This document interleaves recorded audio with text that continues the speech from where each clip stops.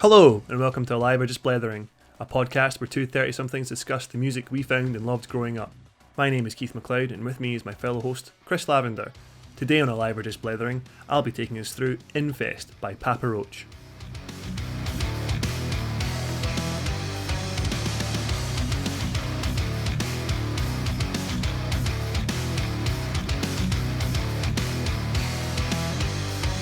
Good evening, Mr. Lavender. Good evening, Mr. McLeod. How are you? I'm good, man. How the heck are you? I'm absolutely stunned that we are back for a second episode. We are back for a second episode. Did you notice I said heck there? Oh, you're turning down the cuss words, are you? I'm going to try. I think some feedback from the first episode was you swear a lot. So I am going to try and not be that guy. And stop saying the word like. I mean, the target audience is probably going to be in their 30s, so I hope they don't mind the odd F word.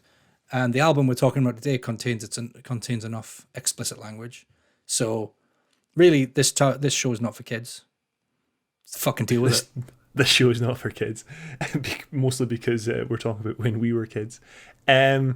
I'm not going to not swear. I'm just going to try and not use the word like. Is like that what heck? Comma. Is that heck for you? And heck or gosh or golly or jings. I don't know. We'll try that. Well. Jings works well. Right, so we're talking about Lost by Devil Sold a Soul, right? We were last time. I'm Jings. just really digging that album. All I've listened to for the last week is either Infest or Lost. That's quite the swing. But it's a good balance. Good. Well, can we talk about Infest today? We'll get it on record. What our feelings are on this one in 2021. You're right. I mean, we try not to talk too much about this in between, but you've been giving me you've been giving me not a lot to go on, so I feel this is going to be a pretty or maybe an equal conversation about the album, some positive and some negative, but will we get into the nitty gritty? You kick us off. So tell me. I've not got my bloody notes up. Oh my goodness! Tell you what would you like me to tell you? Where any story should start, at the beginning. At the beginning. Papa Roach is an American rock band from Vacaville, Vassaville, Whackaville, Jackaville. Is that a soft J with a V? Vacaville, California, formed in 1993. There you go. First point of conversation. Whoa. I didn't realize they were that old. Wow. Yeah. 1993. So, wow. That's actually taken me by surprise. I've not looked into this band in the slightest. Usually I do a bit of digging around before these shows, so I'm like, oh yeah, I kind of knew that. But I'm not going to play that game today. I've not read up on this album other than literally listening to it maybe more times than I should have in 2021, making their Spotify royalties pay for themselves this year. But I am genuinely shocked at that they've been together since 1993. So that's a good 7 years of. Mm-hmm. I'm assuming hard work. I mean, they did form in high school. They were mostly friends out of school. So at what age they were, I could do the math. I'm not going to. So I don't know what age they were in 1993, but they definitely started in high school. The original lineup was consisted of lead vocalist Jacoby Shaddix. What's his name at the moment? His name is Jacoby Shaddix, and that is his birth name. Okay, but it still throws me because when the band came out and is referenced on certain songs, he's under the name Kobe Dick. So Jacoby still throws me. It doesn't sit well with me, but that's the man's name, so we're going to call him Jacoby Shaddix. Jacob. Okay. Yep. Guitarist Jerry Horton, drummer Dave Buckner, and with bassist Will James and trombonist Ben Luther. That's right, Papa Roach started as a ska band. That explains something later on. If anyone hasn't listened to Infest in more than 15 years, as it was in my case, there's a curveball, shall I say, about towards the end of the album, or the end of the album, the official end of the album, which Yeah, I didn't like. I didn't like it Yeah, at all. I know where we're going with that. They started as a ska band. I don't think it's fair to say that at this point with the trombonist Jerry Horton was in it. I think I read there was a really good Metal Hammer article. Melhammer. Given that it's the 20th year anniversary, with Jacoby, where it talks about they had to convince Jerry to come over. Like, he was from a different school. He didn't really like what, I think he was into his Metallica and stuff, and he wasn't really into what they were doing. But they eventually got him into the band, and he's still there to this day. Also, shout out to Jerry Horton for playing Schecter, because I fucking love Schecters. Well, the Schecter was that was the new metal king right up there. Well, probably the Schecter was the new metal queen aside PRS's new metal king. Would you say? Like that PRS. Yes. Yeah, probably. Yeah, no, that's fair to say. Yeah. Like, I've still got my first Schecter 4-string. My Stiletto 4. Very nice. Custom Stiletto Studio 4. I distinctly remember Schecter guitars being heavily featured in many, many new metal videos.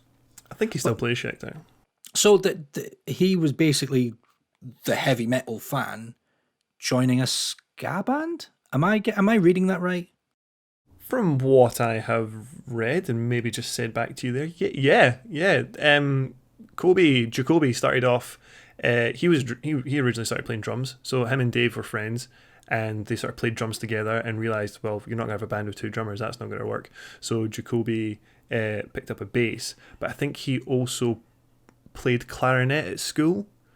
So had a bit of maybe a woodwind classical influence there, but they got they had this person Ben Luther as a trombonist, but that obviously didn't last very long, and then once Will James left at some point, they had their actual the standing bass player Tobin Esperance come in. And that's wonderful. Basically the lineup hasn't changed other than the original drummer Dave Buckner leaving due to substance abuse. Oh, I mean, that should be a recurring theme for many of the albums we discuss. Yeah, there's a bit of a stereotypical story to Papa Roach. Like, they had very once they kicked off, they went hard, and young guys playing all over the world on a massive label. And like Jacoby's talked about it for years, how he's struggled with alcoholism and whatever. All I think are fine now. All I think are through it. And Jacoby's been sober for years. Dave has been sober for years. So good on him for fighting it. But very, very rock and roll beginnings for such a young band. Totally. That's an interesting start for youngins. So let's say, for the sake, unless I gloss over anything that was of major importance between 1993 and 99, 2000. Well, I mean, we'll say 99 because it's 2000 when the album came out, I think. So what happened? What happened then? How did they get? What was their break then? Where did Infest manifest itself? See what I did there. And then when did the tracks get laid? Right. When did the tracks get laid? That's what she said. Okay. I can answer that. I have those answers. Do I? Where's my notes? We're skipping. Yeah. Okay. So they had done. First of all, Infest is their second album. Okay. I also didn't know that. I think I've learned quite a lot about Papa Roach. Sounds it. In sort of just even just doing this sort of light reading.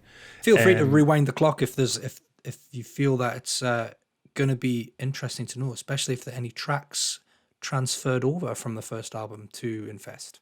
Wow, that's leading. You must know there is. I don't actually. I just know that that's what happens. That's what happens with every band. Yeah. So I'll definitely come to that. So, cool. Their first album was released in 1997, self-released, under the name Old Friends from Young Years. So they had basically, considering they started in 93 and we didn't really know about them until 2000, they did a shift. And those 7 years, they worked their asses off. The article that I read on Metal Hammer, there was a story about how they did their school talent show, and they thought they'd won it. They thought they'd smashed it. They were the best. They were the only band. They were the best band. They did their own songs. What are they up against? A fucking someone doing gymnastics and someone doing a mime and a dance, and fuck those guys. They lost. Okay. And apparently Jacoby was crushed and all this stuff. Crushed. But first piece of humble pie. I mean, they're obviously still in school if they're doing the talent show. Sure. But from that point on, I think it instilled a pretty good work ethic in them, because they did that first album in '97, which. So in 1997, Papa Roach released their first album, Old Friends from Young Years. Though the album failed to get the band a record deal, there was interest from Warner Brothers, but that also fell through. So they kind of thought they were getting their break. By this point, by 97, 98, they're massive. They're very well known in their own area. Okay. There is an underground scene there, and they are like the kings of their underground scene at this point, from what I understand. Papa Roach released new demos in 1998 and another demo in 1999, featuring the songs Last Resort, Broken Home, and She Loves Me Not. Really? Interesting. Do you know She Loves Me Not? That's was it off the next album? Yeah, they actually released that on Love Hate Tragedy, which was their second studio, like, big label release, but third album in total. So yep, they also had Infest and Dead Cell. Yep, so fair enough. So I can. Between 97 and 99, they've got recorded Last Resort, Broken Home, She Loves Me Not. Well, we won't count She Loves Me Not. Last Resort, Broken Home, Infest and Dead Cell. Cool. That's a good. I mean, that's and. In retrospect, that is probably the backbone of Infest. Definitely, 100%. That's the first 5 of 6 songs, or the first 4 of the first 6 songs. I would say it's missing one, which is my favorite track of it, which we'll no doubt discuss later. But yeah, that's pretty solid to have. What you could consider as a good EP, if you were going to go down that route. You can see why they got noticed if that was the stuff they were pushing out, before their major release. Totally. And to say that, we talked about Linkin Park last week, and we had the 20th anniversary, and you heard all the iterations that their stuff went through as like Zero and Hybrid Theory and whatever, to then finally become Linkin Park in the album. Yeah, it's not unusual. But as their popularity grew, they played gigs supporting Deftones. And I initially read this in the way I'm about to say it, but I might have got it the wrong way round. So they definitely supported Deftones, because Deftones were apparently local to that area as well. But I initially read this as they then played gigs in their area supported by bands like Incubus and Snot. You know what? Depending on your area, if you're saying that Papa Roach were as respected in their local scene as they were, that wouldn't surprise me if a touring band that maybe was less well known at the time, or was just not making the ticket sales. I don't know what the year was, but bands like Incubus could well have been on the same trajectory as them, but just in a different area. Or, I mean, California is a big state. Yeah. So yeah. Yeah, exactly. That's how I understood it. I then read on a different site that they supported Incubus. Okay. Not the other way around. So either way, they're playing with Deftones, they're playing with Incubus. I know of Snot. I don't know Snot. Were they particularly big at the time? Not something I'm familiar with, I'm afraid. Right, cool. So, yeah, Incubus and Snot were already signed by this point. So you kind of hit the nail on the head. California is a big state. So Vacaville is North California. It's actually north of San Francisco. Incubus being from LA, that's a 6-hour drive. So Incubus were driving 6 hours from LA to play Vacaville with Papa Roach. Hence, that's what you're saying. Like, they were playing with bigger bands in the area to get their own message across. So yeah, I throw that into the example of looking at like Britain, probably just for its size comparison to California. 600 miles That's the equivalent of like driving from Birmingham to Glasgow. Would that be about right? Maybe even more than that. No, Maybe you're more London. like, Yeah, it's not. Yeah. you're more like London to Edinburgh, or more like London to Dundee or something. So imagine a band from Edinburgh going down south to London. They are always going to be, depending on the size of that band and what their local pull is, there might be the opportunities that they might say, you know what, we're swapping the headline around. They might have done who knows? Without being part of those conversations, you'll never know what could happen, but they might have been doing like we'll support you if you come down and you support us. Yeah, gig share and stuff like that. Yeah, gig share, yeah, totally. I mean, we always think of these bands from the moment that we hear of them. So by the time we heard Papa Roach, it was playing on Kerrang and MTV2 in another country, and it was like, it was just this amazing wave of music just came across the Atlantic in 2000, 2001, and it just changed everything for me anyway. But oh yeah, 100%. It was, I mean, we have to think, and this is why I think it's really great that you brought up that they started really slogging away at it, and they worked hard, and they had that DIY ethic, which I think a lot of musicians today don't have that same sort of ethic. That I think certainly even I say today, even when I was playing in bands, there was bands that just seemed to have this sort of attitude that I should be big tomorrow, you know, and not putting the effort in, and not putting that, not grinding a bit. There is a lot of grinding that goes with music, and there's a lot of grinding that gets you into the, you know, into the right spheres, gets you into the right groups, the record companies, the video channels, which were huge in our time, probably not so big today. Mm-hmm.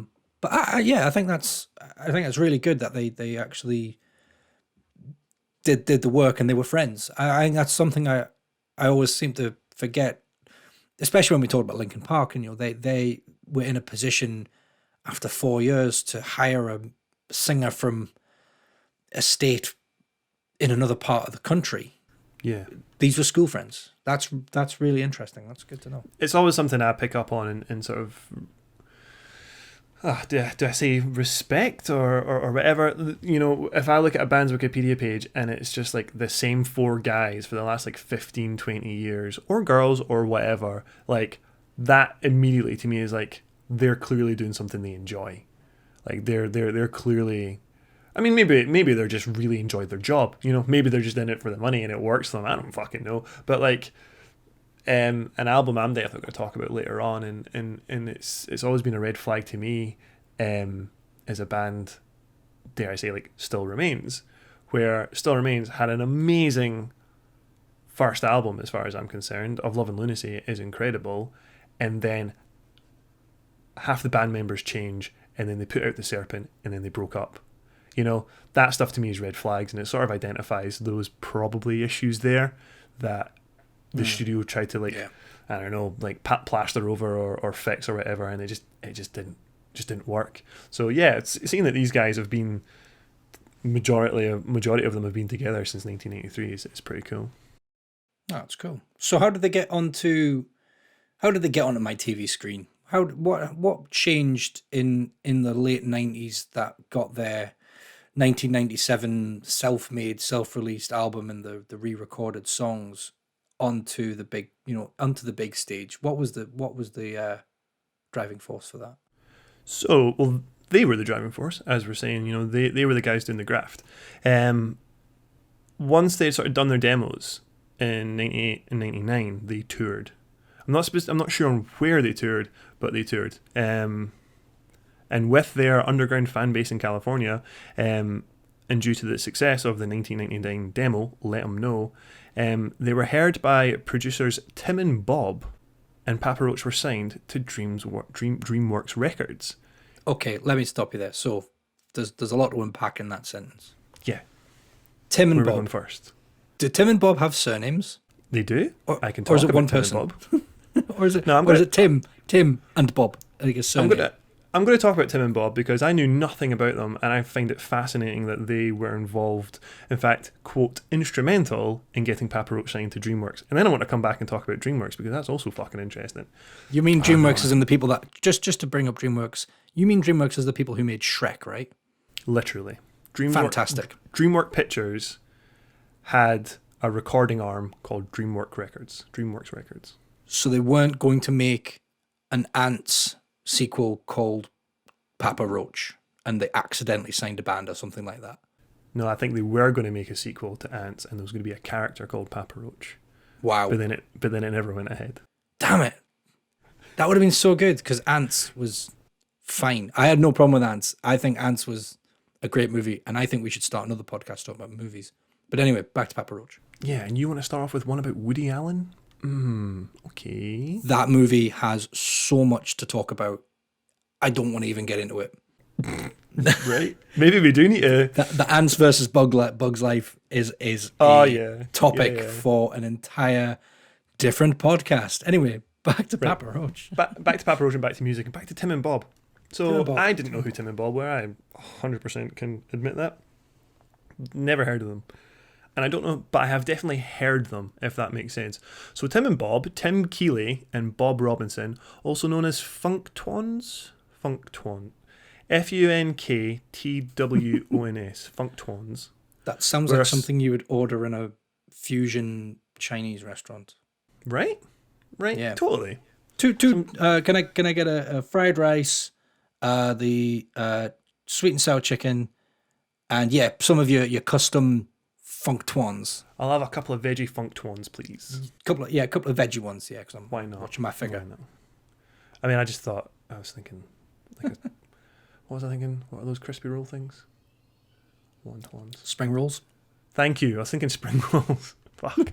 Funktwons. Right. So Tim Keeley, Bob Robinson were a songwriting and production duo. Tim and Bob have discovered and or worked on some of the biggest artists in the music industry and have helped develop the Atlanta music scene as it is widely known for today. Now, I'm not particularly familiar with the Atlantic music scene, but... You mean Atlanta, the city? Sorry, Atlanta. I said Atlantic, didn't I? Yeah, okay. The Atlanta music scene. They have won 3 Grammys amongst 12 nominations and have sold more than 400 million albums worldwide, making them one of the most successful producing duos in music history. So we've already got Papa Roach in Northern California. Mm-hmm. The Funktwon... Tim and Bob sort of took a production deal with DreamWorks. So they were essentially looking to work with, or they would essentially produce artists for DreamWorks. So they heard the 1999 Let 'Em Know demo and said, we're signing these guys to DreamWorks. Did DreamWorks do anything with their music? I'm intrigued. Now we've started to draw in a movie studio. I'm interested. What happened with that? Yeah. We'll talk about DreamWorks as well. So Tim and Bob, they're among the most consistent urban producers of the last 18 years, earning a spot on the Billboard's top 10 list of producers almost every year since 1998. So I just think that's incredible that... Since 98? Since 1998, these guys have basically been in the top 10. Wow. That's CV worthy. They did part ways. I don't have the tab in front of me. I think 2000... Oh, I do. Tim and Bob. They sort of, parted ways in 2014. So they worked pretty solidly from 1993 to 2014. And then from 2014, they sort of went solo. But yeah, they were in-house producers for DreamWorks Records. Now, I'm fully aware of the film studio, but I wasn't aware of this recording arm. So neither were you?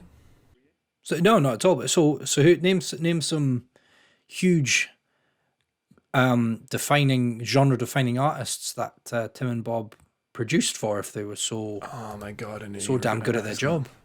All right, of course I'm going to ask that. Well, I didn't write it down, so I'm just going to have to pull off of the Wikipedia here. Associated acts: Destiny's Child, Beyonce, Will Smith, Boyz II Men, Michael Jackson, Jennifer Lopez, Nas, Mary J. Blige. Do I need to keep going? Lionel Richie. No, you don't. Earth, Wind and Fire. Hilary Duff. Monica. The boy is mine. Yeah. That's okay. So a lot of late 90s R&B. That's what I'm catching off that. That's fair. Okay. And then obviously moving from Destiny's Child to Beyonce, that's taking it into the early 2000s, even early 2010s. Yep, they've pop worked. And everything. Wow. They worked DreamWorks. They worked with Def Jam. They worked with BMG. So yeah, these guys. Not to be sniffed at. Yeah. Not to be sniffed at. That seems pretty damn impressive in my book. So I wanted to give them a shout out.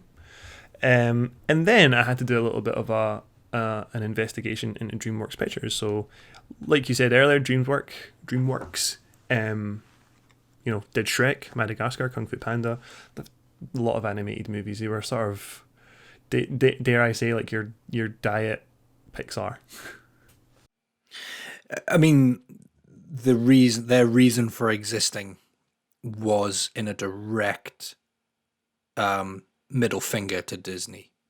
I think so. I think that's. In fact, it was Katzenberg. It was. They were founded by an ex-Disney exec who'd been. I'm so glad you said Katzenberg because scalded.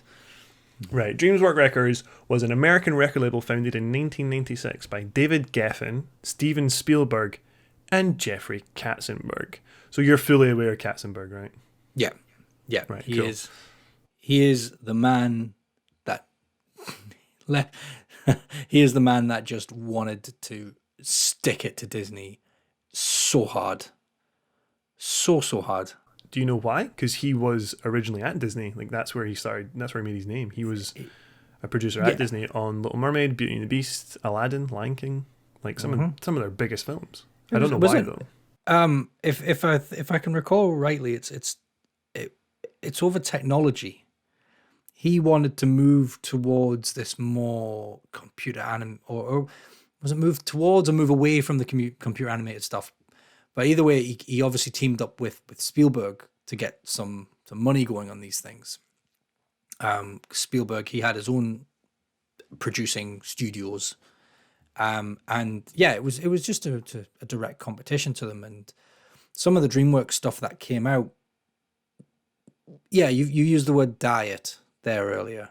Diet Pixar. Very much some of their earlier efforts were, shall we say, diet Disney movies. Even their animated stuff. They've tackled some things, and I think they didn't really to me anyway really smash out of the park until Shrek. And Shrek was just an entire dig at Disney.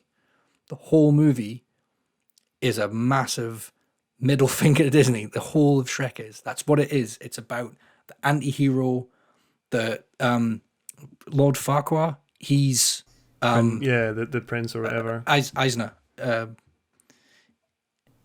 Who's Ike Perlmutter?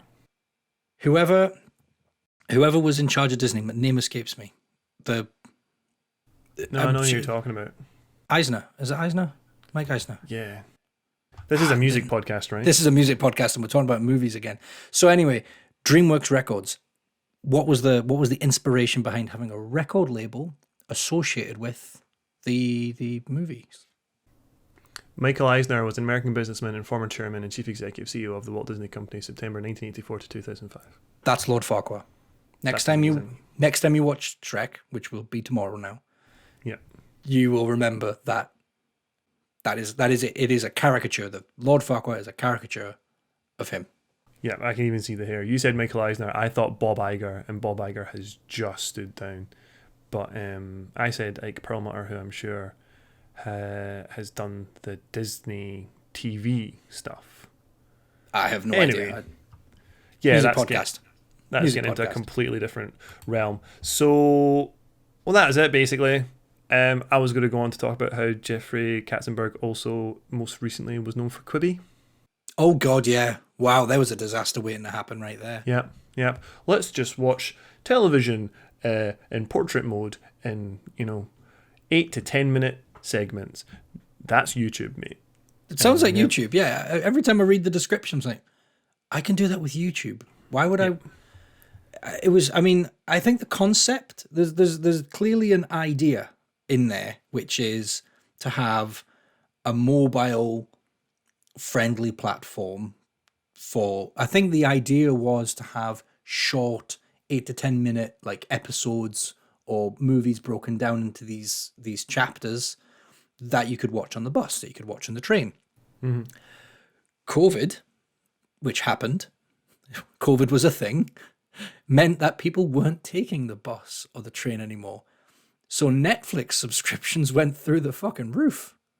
But then at the same time, and I'm totally ripping this from a different podcast, but at the same time, you're right, the pandemic hit, so people started to consume more online streaming content, and Quibi still landed on its arse. Like, it imploded spectacularly. So they had some big names on it. They had some people doing some proper shows on it, but yeah, it's ultimately it failed miserably. But that was Quibi, that was Jeffrey Katzenberg. He's still got way more money than us. DreamWorks Records was a subsidiary of DreamWorks Pictures. They operated until 2003, until it was sold to the Universal Music Group. Right, okay, 2003. Yep, it's not a record label anymore.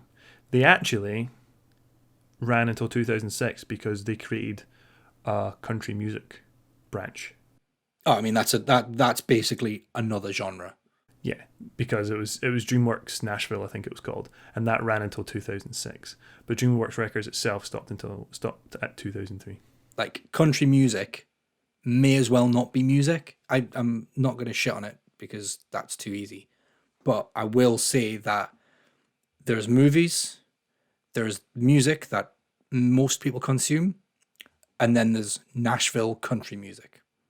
I would say go listen to Bo Burnham pandering, and that's everything you need to know about country music. It's honestly just its own microcosm of artists, writers, singers, songwriters, you name it, and it's all concentrated on one single county in Texas or in Tennessee. Sorry. I wonder how many people.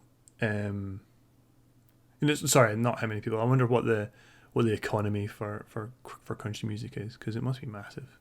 Basically, from what I remember being told, and it was when Taylor Swift was still a country star, she was apparently making as much money as doing her country stuff when she was literally known in that bubble as she was basically making when her first like big pop breakout came about. Because the numbers are just wild. I have no frame of reference. I am not a fan of country music. I am not into country music. I listen to shit metal records that get 10,000 listens on Spotify. So I have no frame of reference when... Humble brag. So that's how... I just don't have a frame of reference for country music being... It's literally just so popular in a very limited space, but it's that popular that it is able to sustain itself. It's like that local music scene. Imagine there was just a Glasgow, Edinburgh music scene that was just so good that it could just sustain itself just through locals. It's Why ridiculous. are you still talking about country music? Because it blows my fucking mind. You've got every a time I fucking think about hole. it. I didn't realize you were so triggered. It's not a trick. Honestly, it's absolutely respect, right? I am not shitting on it. I don't listen to it because I don't like it, but I've got massive respect for the scene, for having a scene that can look after itself, and I'm very jealous of that. You're in awe of the beast, huh? Absolutely. Anyway, DreamWorks Records got signed to Universal. That's it. DreamWorks Records folded in 2003. Went into Universal Music Group. David Geffen went off and created his own label called Geffen Records. Famous enough. Papa Roach released their second album on DreamWorks, and then they released their third album on Geffen, and that's as far as I looked. I didn't look at every album they released. Okay, so they must have stuck with this gang. We've been on this for about half an hour now, if people have been listening. So Infest. We're getting there. We're getting there. So we've got the band are on DreamWorks Records. We've got that they've been together for some significant amount of time. We've learned that you deeply respect country music while not enjoying it. That is That is a very accurate statement. I'll take that one. Okay. So Infest. Anyway, carry on. Right. So we're April 25th, 2000. Infest has dropped. It was recorded, let's go back again, October 1999 to January 2000 at where you mentioned last week, NRG Studios, which was where Hybrid Theory was recorded. Oh, was it the same studio? Oh, why Same didn't I pick up on Infest? I thought you said that. I'm sure you said that. I may have. I can't remember. It was over a week ago. Yep. Produced by Jay Baumgartner. There's a name I recognise. Jay Baumgartner has worked with the likes of Bush, Seven Dust, Cold Chamber, Drowning Pool, Godsmack, 3 Days Grace, Ya Boys P.O.D., Oh yeah, we'll be talking about them soon. Newfound Glory, Spineshank, and Alien Ant Farm. There's at least, in that entire list, there is at least 3 or 4 bands we're going to be talking about over the coming weeks. Interesting. I could maybe talk about one. I think I enjoy most of the bands in that list. I gotta be honest, man. I've got a weird thing for Seven Dust. I've never listened to a Seven Dust album, but I just hear some of their singles and I'm like, fuck, that's a jam. I'm going to have to give it a shout, but I'm going to have to give it a listen and see what I'm feeling on it. But there's a lot of names in there that feel very nostalgic, just bringing them up, because they seem to be fitting that new metal mold. So the recorder of this album, and mixer, I assume, is someone who's very well versed in that new metal aesthetic. Yeah, Jay was their producer, and yeah, he looks to have had his hand in quite a lot of stuff that we definitely would have listened to back in the day, and is probably stuff that we would have definitely have grown up to. Funny you say nostalgic. I mean, that is basically the backbone of this podcast. So yeah, we'll get there on some of his other stuff. I'm sure he'll come up later on, but sure. April 25th, 2000, Infest has dropped. Wow, finally. We're 35 minutes into the podcast, and there we are. Probably won't be that after editing, but yep, we'll get there. It was certified 3 times platinum in the US on July 18th, 2001, after it peaked at number 5 on the Billboard 200. So it didn't even make number 1, but it still went 3 times platinum. It originally came in at number 30 and worked its way to number 5. Wow, so it wasn't an instant hit. Okay. It wasn't an instant hit, but it stuck around, and I would say it did pretty well. It went 3 times platinum. You can't argue with platinum. I mean, platinum is what? Is that 1 million sales? Yeah. In America, so yep. 3 million sales. Yeah, that's rock star material. You can have that. 100%. Well, lucky for them, they can have it. You're welcome. You can have this. I've definitely bought this album, so I contributed to that.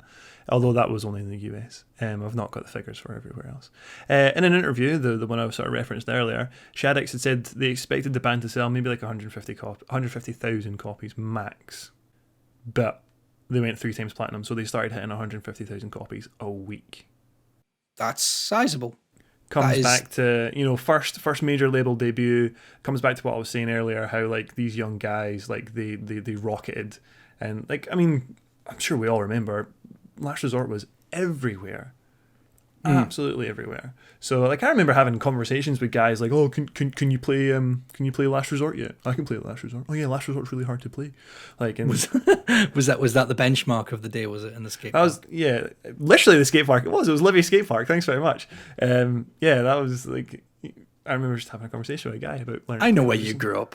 And I was like, dude, I play bass. I don't give a fuck about playing that guitar riff. Fuck you. But yeah, the band earned... It's not even the best riff on the album. I'm just going to point that out. It's not even the best. It's absolutely not. The album earned the band a Grammy nomination for Best New Artist. I don't think they didn't win it. Infest has sold more than 7 million copies, with, like I say, 3 million sold in the US, and it is their best-selling album to date. And that would have been right at the height of Napster. That would have been right up there when 100%. Record companies were shitting themselves for not getting the sales that they were expecting, the numbers. They were going around, and it would have been if Infest came out in like 2000, it would have been within the next 2 years, Napster are going to start sending out cease and desist orders to people who are sharing music and creating that whole fear bubble. Yet they're still pulling in 7 million sales. Then this is where the record industry just had no sympathy for what it was doing. When it was targeting the fans, when people went, "Oh, you're stealing music," in my eyes, I just had no sympathy for the record companies at that point. I would have paid in excess of £16 for that album as a 15, 14-year-old teenager with no job. Or maybe I had a paper round. So there's just that level of greed that when someone gets something over you, when someone got something for free, I just had no sympathy for you at the time as a 15-year-old with no money. Like, you're trying to fleece me for more money. So you would download a car, would you? You would download a handbag. I'd download a housemate. Fair. I'd download a fucking house too, especially the price. Anyway, we're 30 somethings, it's fine. Yeah, no, I get what you mean. Like, I downloaded music back in the day off of Napster and LimeWire and whatever else, Kazaa. Like, I got the computer. Winamax Family for Life. Yeah, fucking A. So yeah, you're right. Like, I think if there's something there about, like, if I'd actually spent all the money for the music I'd had, like, I wouldn't actually have any fucking money. But then there's also the counterpoint to that, to play devil's advocate of, well, they're providing material. Like, there's a product there at the end of the day, and like, we live in that fucking capitalist society where, like, you have to exchange goods and cash and all that shit. So, like, if you're not buying the records, they're not making any money, so they're not able to really continue making said records. So I get how the system works, but you're right. At the time, like, music was pretty expensive back in these days. This was before. It's just probably important to highlight to anyone who might not remember, but HMV used to be like the most expensive music shop in the country, in the UK.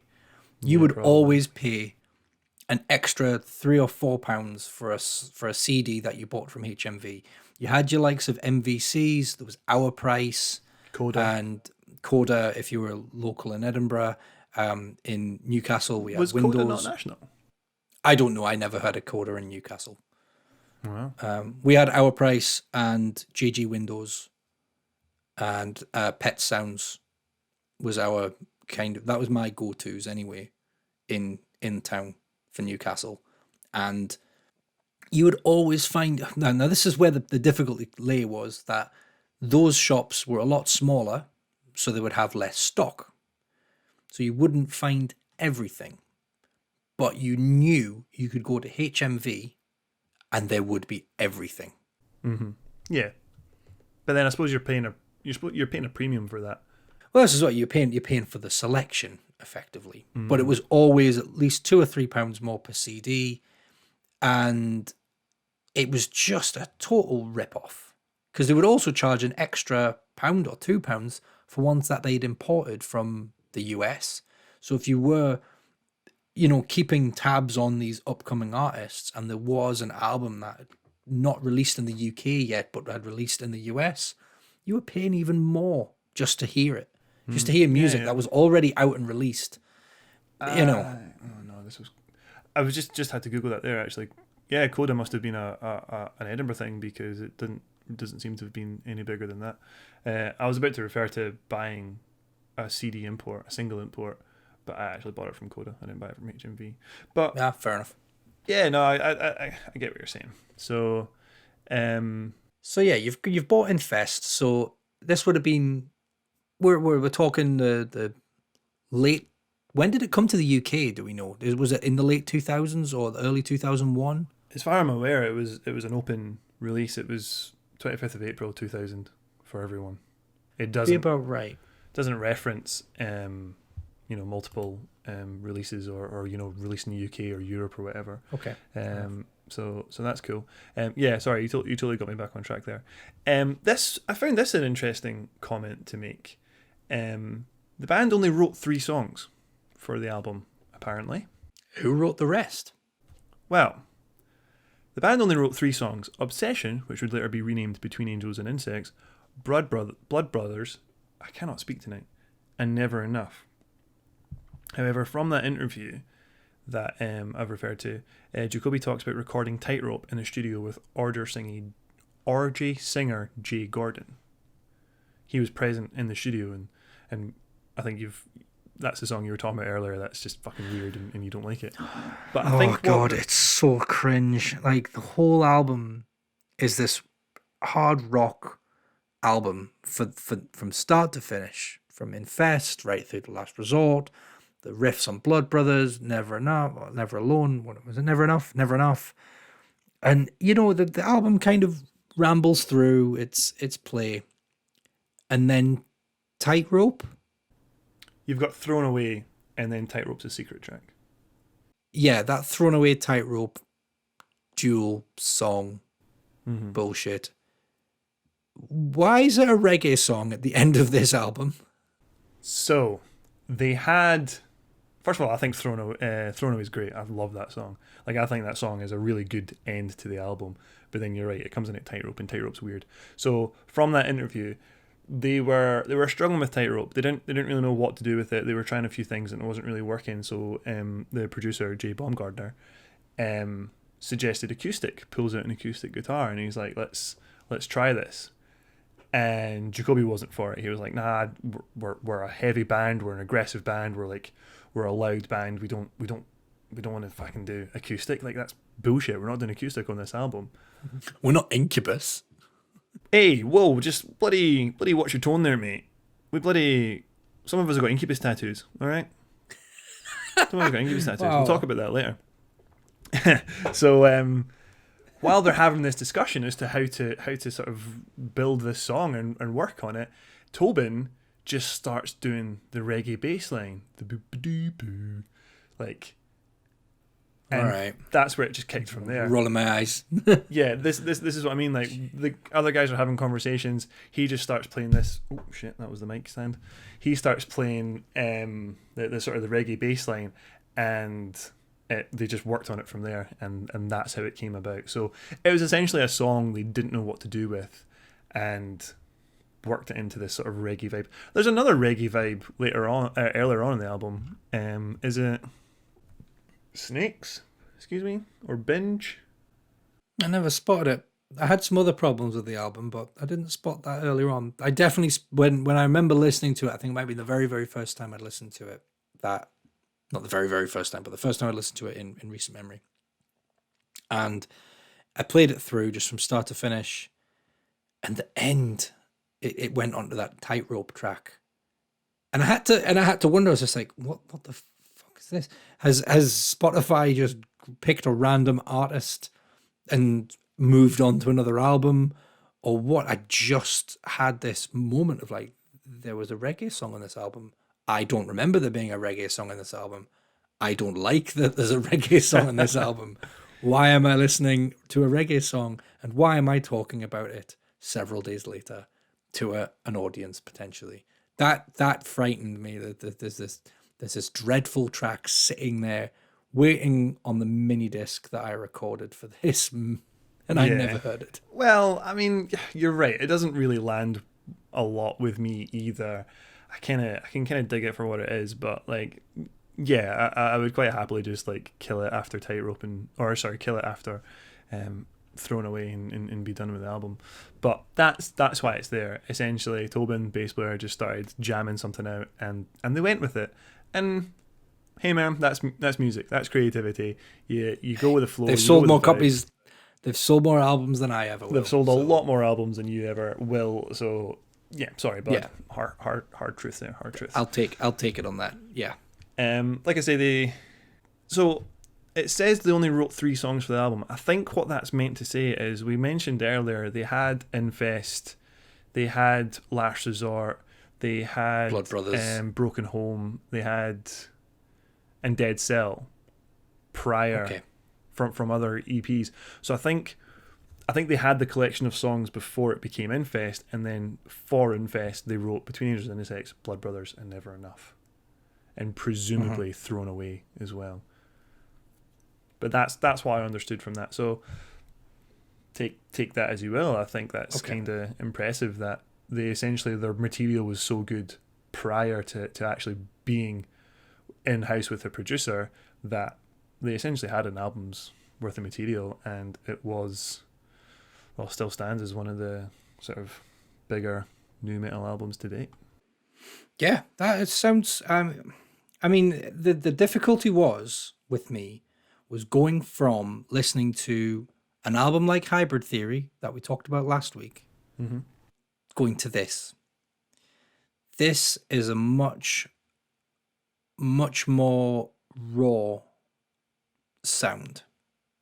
Oh, that's me being polite. An album, so Hybrid Theory, recorded in the same studio, but obviously produced and written and performed by, I would say, people. much more competent artists at the time, made an album that could almost be listened to today, and it sounds like it was recorded yesterday. Yeah, it sounds like it was written 20 years ago, but it sounds like it was recorded yesterday. All right, so part of your... My problem with Infest is I feel it's really poorly aged in that regard. It doesn't sound... It sounds like it was written and recorded over 20 years ago. And there's some points within the album that I feel they made me wince. They made me think, oh, you left that in there, did you? And it starts right from the first song, right from Infest. What about it? Kobe can't sing the word Infest. it's next time you listen to it, just realize that some auto-tune would have gone a long way with that song. Wow. I just feel like that song set me off realizing for the rest of the album that there's parts of this that just don't sound well recorded. And that's my issues with the production of the album as a whole. It doesn't sound good by today's standards, which as teenagers we probably didn't give a flying fuck about. I do not have that problem. Okay. So I've enjoyed going back to this album. I have periodically over the last 21 years, oh my god, 21 years, gone back over this album and listened to it. But it's I gotta be honest, I didn't really stick with Papa Roach after this. Like I got Love Hate Tragedy. I actually got Love Hate Tragedy second hand off of eBay. I thought, wow. shit, I felt like I should own it, so I think I paid like £3 off of eBay for it. But we definitely should do a eBay album buys. Well, mine's would be episode. Mine's would be Love Hate Tragedy because it's the only one I ever did. But exactly, I only have one album I ever bought off eBay as well. Oh, sweet. I could talk about comics. I bought a lot of second-hand comics off of eBay. Wow. No, not something. Anyway, I've got a lot of old school Predator comics. So when did you first hear Papa Roach? Right. So I don't know. Like TV, Kerrang. Like I don't think Scuzz was here at this point, or maybe it was just coming. But yeah. Like I think I said on the Linkin Park episode, I bought Hybrid Theory and Infest together. Like I just went down, had my pocket monies, and bought them both at the same time. And like I've even got, maybe it could be one of our first Instagram posts, but I've got a picture of me in like a Papa Roach t-shirt, 14, 15 years old. I've got like the gelled clawed fringe. I think I've got like the metal ball necklace, and I've just got this baggy Papa Roach t-shirt. Like I look like all of us at the same time, and I'm pale as fuck. So yeah, I think I just remember Last Resort. Who didn't get hooked by Last Resort? Who didn't get into to Papa Roach via that song? It's not my favourite song. It's in fact maybe because of the overplay, it sort of annoys me a little bit. But that comes on in a nightclub, you are having the best time. Oh, if you're in a nightclub, if that comes on and you've had a skinful and then that Last Resort comes on, I will challenge anyone our age who enjoys that song to not get up and start singing. Because you know every word. Whether you like it or not, you know every word. You're 100% right. But if you played Between Angels and Insects, I would be happier. Fair enough. That's a fair comment. I think that was the better song of the two. I would be a lot happier if you played Between Angels and Insects. I think that's pretty much my favourite song on the album. Mine's Blood Brothers. Well, that's totally... I get that, because Blood Brothers has been in my head since I've listened to it. But I think just over the years, I always went... over the years, I would hear Last Resort and I would turn it off. If I heard Angels and Insects, I would turn it up. Does that make sense? Yeah, totally. I would put... yeah, I can see there's songs that are the more famous songs that I would skip purely because I'm like, I know this song. Listening to it today isn't what I needed.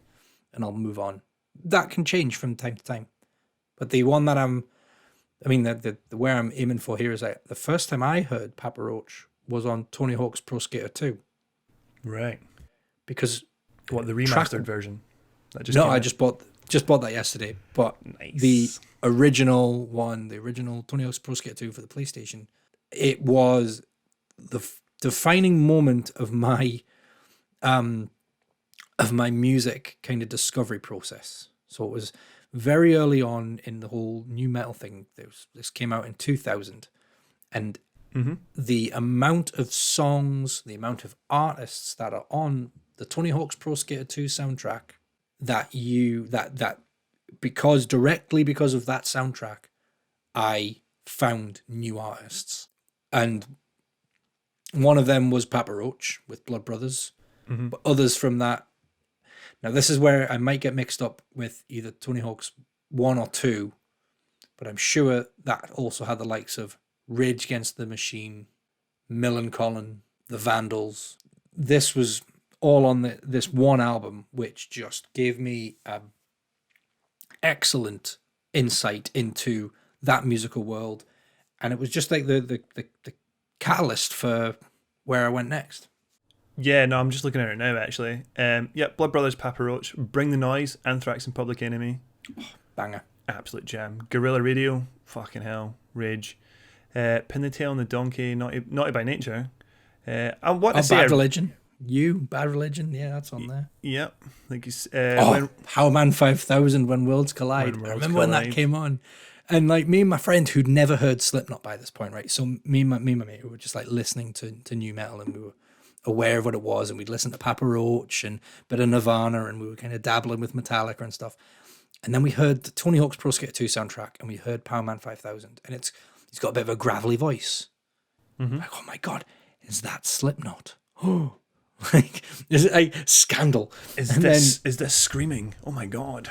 And then you listen to Slipknot a day or two, or however many days of saving pocket money later, and like, no, it was not. and I just imagine like 14-year-old me being like proper awkward as fuck, realizing that it was like, nope, wrong band, totally wrong band, wrong genre.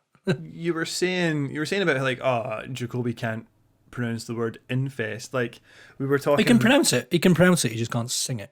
Right. Well, I don't think he does sing it. Maybe he just sort of shouts it or raps it. But like, worse. We talked about Linkin Park and their rap rock sort of contribution. I don't think we ever talked about Papa Roach or mentioned them at the time, which was funny because I had Infest in my head for this episode. But I still think you're saying that the album sounds like it was recorded 20 years ago, and sounds like it was written 20 years ago and sounds like it was recorded 20 years ago. I don't get that, to be fair. I'm gonna give this album maybe a bit more credit. I've maybe stuck my nose up at it over the years, over time, but going back to it and sort of maybe even learning a bit more about it in the band, like, I'm like, oh no, fuck man, this is a jam. I would say from Infest to Blood Brothers is great. Like, I think you could put that on at like parties or whatever, and like, you're gonna have a dance, you're gonna have a jam, you're gonna have like a little headbang or whatever, and that's going to be cool. It wavers in the second half. The second half of the album is distinctly weaker than the first half. It's distinctly weaker, but I think Papa Roach as well themselves, like, Jacoby Shaddix as a man, I don't want to diss the guy or comment on the person or whatever. Like, he is who he is, but personality wise, he comes across very bold and strong, and I think in his younger years he was overcompensating for perhaps alcoholism or whatever, but like, he's a cool dude. I'll say it. Like I think he's maybe a bit much to take at times, but like I think he's very forward and confident in himself now to go forward, and he covers some heavy shit on this album. Like, I mean, Last Resort itself isn't about him killing himself. It's about his 17-year-old friend at the time who literally tried to kill themselves. Yeah, it covers some really tough topics. I'll give it that. So they had the courage to do that, is what I mean. Yeah, I mean, if you compare it to bands of the time, so Limp Bizkit was singing just break stuff, nookie, just heavy, riffy, kind of nonsense stuff. You know, then Papa Roach come along, and I suppose the meaning, the deeper meaning of their lyrics, especially if it related to real life stuff like Last Resort, that's hard hitting. I think the next track's Broken Home, which, for all it's very much in your face. There's no doubt what it's about. I mean, the closest I could probably say is in Blink-182's "Stay Together for the Kids." It's a song about your parents divorcing, and essentially which, as a 14-year-old kid, if you've ever been through that, I've not. I imagine it's probably the worst time that something like that could ever happen to you. It wasn't just his parents separating. Like, his dad was an alcoholic, and it was about his absentee sort of father. And then you've got Dead Cell. Now, I don't think I knew this up until right now, or up until reading about this album. But Dead Cell was about Columbine. It was about the kids who shot up the Columbine school. Was it? I didn't know that. See, I didn't read up on that. And this is a bit fucked that we claim to love and have listened to this music for years, but we obviously take our own meanings out of the lyrics without. I don't think everyone reads the inserts and studies every song and understands the true narrative of it. But yeah, Dead Cell's about that. It's pretty obvious what Between Angels and Insects is about. What is it about?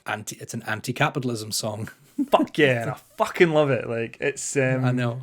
I think that's kind of what got me with Papa Roach as well. Like, they're very sort of like, I say this now, really it's only out of two songs, maybe Infest and Between Angels and Insects, but there's that sort of anti-establishment sort of vibe going through them, and that sort of fight the power, to quote who the fuck was on Tony Hawk's Public Enemy. Fight the power. Great callback there. And stuff like that, and that's totally what hooked me with stuff like this. I mean, that 14, 15-year-old Keith was balls deep in stuff like this with Rage Against the Machine, etc. So that shit really appealed to me. Totally. Revenge Revenge is about some abuse. Revenge? Is it about revenge? No, it's about abuse he received as a child. It's not about revenge then. From a baby. It's about getting revenge for that abuse. Something like that. It's really interesting that he's actually singing about things that actually happened to him. It's very easy, I think. I say easy. I'll take the word easy out there. It's probably sometimes straightforward for some artists to just make lyrics and songs that sound good without actually touching on real events in their own lives or wherever they're getting them from. And I always commend artists that actually wear their heart on their sleeve and sing or comment on real events that actually happened to them. They're not just making it up. They're not just making up stories. There's a different level about singing about something that hasn't happened as singing about something that has happened. And I think it's almost that difference between like fiction and non-fiction. So if you're making songs about abuse, your songs about your parents breaking up, about your friends trying to kill themselves, that to me is quite hard hitting. And I suppose on a retrospective level, the lyrics on this album are pretty dark. Very, very dark, yeah. And I think it makes me take or leave the album. I kind of need to be in the mood to listen to that. Like, one song I didn't really realise the content of, Thrown Away, is actually about Jacoby's younger brother who has ADHD. Okay. And is autistic as well. and essentially he's the younger three brothers, and it was a massive challenge for the parents to sort of process and deal with, for lack of a better word, but like manage and raise this child. And apparently they got to a point where it was, can we keep this child? Do we have to section him? Like, can we keep this child safe and raise him, or are we not able to do this? And do we essentially have to throw away this child? So listening to that and actually having those lyrics sort of come through, I was just a bit like, fucking hell. So it's funny, as kids you just sort of listen to the music and have your own meaning of things, but then realize, well, fucking hell, some of this stuff's a bit heavier than you thought. Totally. And it's, I think, then you got, I'm just thinking at the ending of like Blood Brothers is well, it's in our nature to destroy ourselves, it's in our nature to kill ourselves, and it's in our nature to kill each other. It's one of those albums that actually, on retrospect, it probably does chime a lot. It definitely chimes with that 14, 15-year-old inside of you that was young and angsty and might have had some misgivings about the world at the time that you just could only express by listening to music that your mum and dad would hate. Yeah, entirely. So how did the album perform, actually? Because we've kind of touched on some things about ourselves and what it did. You mentioned that it did well for 3 times platinum, but I'm just trying to put myself in the position of the 2000s. How did it do against albums like Significant Other or other albums out that would have came out around the same time, like Issues? What was the ratio? I'm glad you sent me that question before we recorded, because I've got the numbers. So good. We've got Infest coming out in 2000, so I've compared it to Korn and Chocolate Starfish. It does, I think it holds its own, but it doesn't really compete, if you know what I mean. So the closest album for Korn was Issues in 1999. I can't believe Issues was 99. But I thought that was way later than that. Me too. Me fucking too. But hold on. Was there that much of a gap between Issues and Follow the Leader? What was the next album called? Untouchables. Was there that big a gap? That was would have been two or three. That was 2001. Wow, was Untouchables that early? Wow. Yeah, because they toured and played Glasgow on the 11th of September 2001, and I was there at ACCC. Interesting. So, right, and then I've got it against Chocolate Starfish as well. So both Infest and Issues went 3 times platinum. Only, I'm not. It's not clear how quickly Infest did it, but Korn did it pretty quickly. Okay. I've realised I've not actually written it down. I think Korn did it in like 3 months. Whereas Infest did it in... Yeah. In their first week, they sold over 500,000 copies. Jeez, oh. So Korn did it pretty... Porn went triple platinum, I think, a lot quicker than what Infest did. Chocolate Starfish went 6 times platinum. Goodness. Wow. Really? Yeah, Chocolate Starfish. As soon as I said that, was just like Rollin' was on repeat for like just years. I think that if they reinstated MTV2 and Kerrang this minute, that would be the song that would be on every 15 minutes, even today. Probably. Even the thing that always used to surprise me, like the Kerrang channel, was these were requests.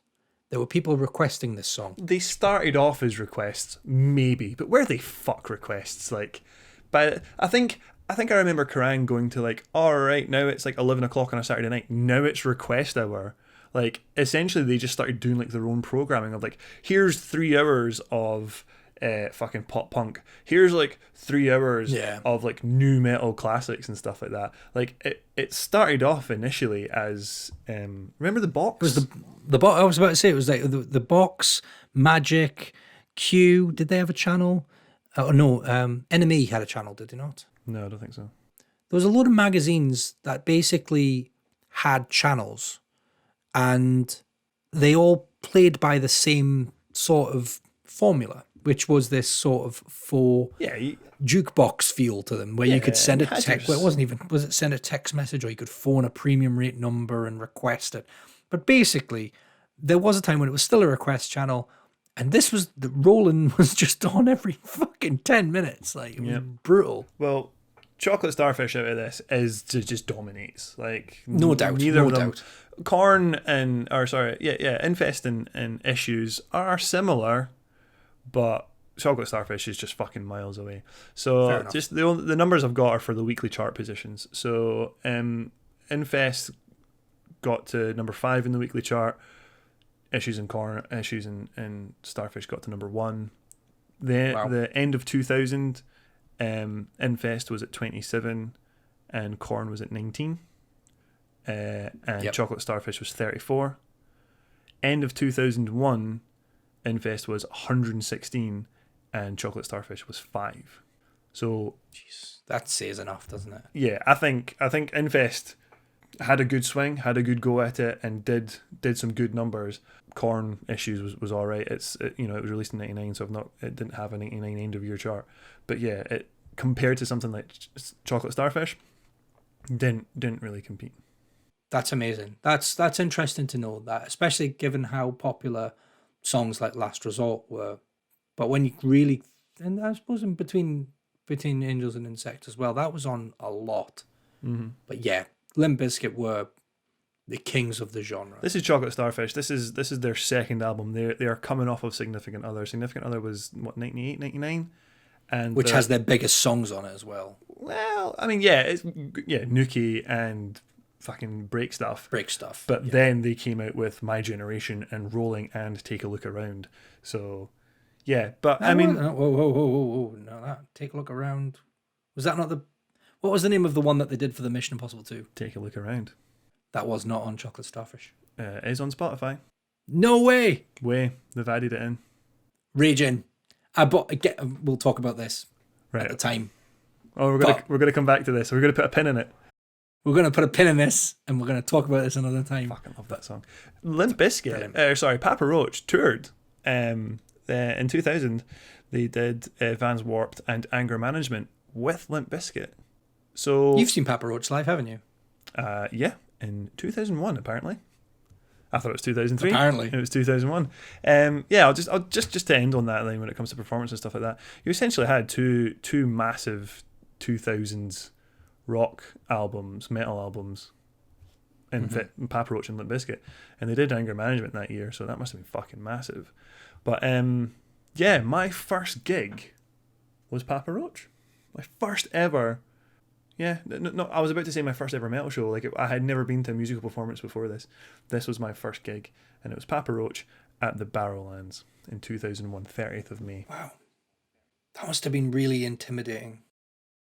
No, I kind of loved it. I was the I was the I was the introvert. I was the quiet kid, the kind of stereotypically nerdy, geeky guy. I mean, I didn't do well at school or whatever. I kind of would say I hung around with some of the popular guys and stuff like that, but like I wasn't like the center of attention or anything. But fuck me, when it came to music like this, that's where I started to express myself a little bit more and kind of came out my shell a little bit more, and this is what sort of helped me become the person I am. And yeah, I went for this show hard. Like, I didn't even think I was going to get to go. I had to ask my mum. It was in Glasgow. It was... it was... How did you get there? What was the travel arrangements? Yeah, it was exactly needed travel arrangements. It was 45 minutes down the M8. Like, I wasn't the Raj kid that would just say, "Fuck you, mum, I'm going to this gig." Like, I had to ask for permission. So, me and my friend Ollie Wilkes went. Just me and him. I think it was his mum, his dad, his parents drove us in. They hung around Glasgow and they took us home. Wow, that's really nice that you had that set up. I remember this show coming around and not going. Why? And my reasons for not going were there was a rumor circulating. A rumor that we would not be allowed in because we were under 16 at the time. Okay. And apparently they were IDing people on the way in to ensure they were over 16. Now, how someone knew this months before the gig, obviously before we even bought tickets, it is beyond me, or whether they'd been to a show at the same venue and they'd come across problems, I don't know. But there was this vicious rumor that circulated that you had to be over 16 to get in. I was under 16 at the time, and the like, and I was like, I don't even like, at the time I was like, I don't even have a passport. I don't have a driving license. How do I prove my age when I'm under 16? Well, you And I was don't. like, am I gonna have to go to the venue with a birth certificate in my pocket? Please tell me. This is. Please tell me you attempted it or something. I didn't even attempt. No, I didn't. I Sake. didn't even attempt to. Sorry to burst your bubble on that one. Anyone who was listening at home, I just didn't buy a ticket. There was just so much uncertainty, and then there was that question of travel arrangements. I didn't have that mum and dad of like a friend who would be prepared to take us there and pick us up and bring us back. And it wasn't really until I learned to drive when I was 17 when I started really going to shows on my own. Mm-hmm. I think I'd been to a couple of shows where I was able to kind of convince Dad, will you come and pick me up? And, I just had to ask. I just had to get myself there usually, which wasn't so much of a problem. But I always had to ask, and it always had to be when my dad wasn't working the next day or something like that, which was totally reasonable. Now that I think about it as a 30-year-old, I'm like, as long as I'm not working. As a 35-year-old? As a 30-something. All right, 30-something. As a 20-something. At any age, getting picked up from a venue is a pain in the hoop. And I recognize that more since picking up friends from venues after gigs. Yeah. Doing them a favor, that it's like, wow, that is really awkward, because especially when the venues, depending on the size of the venue, you don't know what door you're going to come out of, or you're going to be walking around the place for several hours or sometimes trying to find where your friends mum and dad have parked and so forth. So having a good solid base with them has probably been really good for that. So that would have been a great show. Who was the supporting act? Do you remember them? I think it was Alien Ant Farm. I can't quite clearly remember, to be honest. I googled it. I found the date, 30th of May. I just couldn't find specifically who supported on a bunch of websites. They didn't know. But on the 29th of May, so the night before, they played in Newcastle with Alien Ant Farm. And they were, on the 26th of May, they had done Ozfest. So that's why they were in the UK. They were just sort of doing... Right. I don't know, did you get that in round about Newcastle, where definitely in Glasgow, like if Ozfest or Download later on was in the UK, you would get some bands just filling in one or two dates around those sort of bigger performances? Yeah, totally. It was a done thing, especially for international bands. If they've come to the UK, show like Ozfest, which was usually incorporated into Download, you would get those shows, especially end of May, beginning of June. Right, so Download is usually the first weekend in June. I've never been. So you'd usually find these gigs of various bands like taking place, but they also might be supporting themselves, giving themselves kind of bit of chance to sort of spread their wings a bit and get around. I know that in Newcastle was always a surprise if I saw it on a gig venue list on a tour. Sorry, so it always felt like tours would go to Glasgow, London, Manchester. Yeah, and living in the northeast of England, that sucks because that's 2.5 hours to Glasgow at least. Mm-hmm. It's coming from Newcastle. It's about 2 and a bit hours to Manchester, or 5 and a bit hours down to London. So you talk, all three of those options. Not only are you paying for the gig ticket, you're paying for a hotel and the transport in between. And that, as a 14, 15-year-old, that just ain't gonna swing unless you've got a parent alongside you. I absolutely loved living in Glasgow. I lived in Glasgow for about 2.5 years, and just the access to gigs was incredible. It was so good. I mean, it was a bit of a pain in the ass being in Livy or Edinburgh and having to drive through, but living in Glasgow at the time was just really fucking good. But I want to say, if Alien Ant Farm supported, I would have remembered that, because I liked Alien Ant Farm at the time. Alien Ant Farm have a song on their first album, and it's great. It's not, it's not any of the singles they released. I can't fucking remember what it was called. Was Was it called Wish? Right, we'll need to find it. With You Is or that the something one? like. It kind of starts off with like a pick sort of like. Oh yeah, that narrows it right down, Keith. Thank you. Well, I mean, Thank if you don't, for that vocal karaoke that you've just given us. well, for fuck's sake, that's brought it right. If you didn't get it, then there's maybe no help for you, mate. Give me one. No, there's not. Give me one. Oh, they were also on DreamWorks. Well, that maybe explains why. Oh, interesting. That maybe explains why they toured together, right? Anthology. It does indeed. And it was called Wish. Brace yourselves. The word I said earlier, fantastic. Did you say Wish? I named it as Wish. You can listen back to the recording. It's called Wish. It's on Tony Hawk's Pro Skater 3. I can put another one to again, I based so much of my listening habits on the games that I played. Clearly. And, yeah. I would pore over the credits of a booklet to find the names of artists that were on the games I was playing. Right, it's not Wish. Oh, I changed the story. It's called Attitude. I'll take your word for it. I've never listened to Anthology. It was never my bag. Track 7, called Attitude. Fucking really nice song. If you go back to that. 4 or 5 minutes long. Jesus Christ. Attitude. I literally listened to 2 Alien Ant Farm songs in my entire life. Really? And we've already just named one of them. And the other one was Smooth Criminal. Because good luck escaping that one in 2001. Well, yeah. I mean, I listened to that album. I didn't really stay with them. But Attitude by Alien Ant Farm is a gem. The reason I bring up Smooth Criminal by Alien Ant Farm is it could officially be the first song I ever performed live. And it was the Alien Ant Farm version. No, I can't laugh in the mic. I know, right? I know, right? Oh my God.